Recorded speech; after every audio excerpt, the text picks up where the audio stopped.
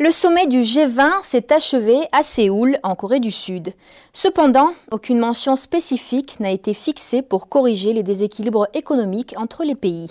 Une autre réunion a également été proposée pour l'année prochaine. Les dirigeants des nations les plus riches du monde sont tombés d'accord à Séoul pour établir une ligne de conduite afin d'évaluer les crises liées au commerce, repoussant les détails à l'année prochaine. Les dirigeants du G20 espèrent que le sommet coréen rétablira l'unité observée après la crise financière mondiale il y a 2 ans, mais de profondes divisions sont apparues.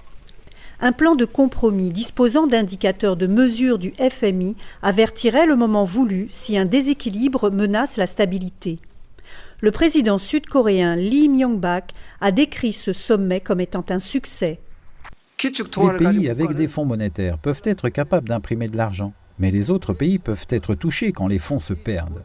Nous l'avons expérimenté plusieurs fois, non seulement en Corée du Nord, mais aussi dans d'autres pays en voie de développement qui sont dans de tels dangers. De sorte que le G20 aujourd'hui permet aux pays d'introduire des mesures macro-prudentielles pour atténuer les dommages.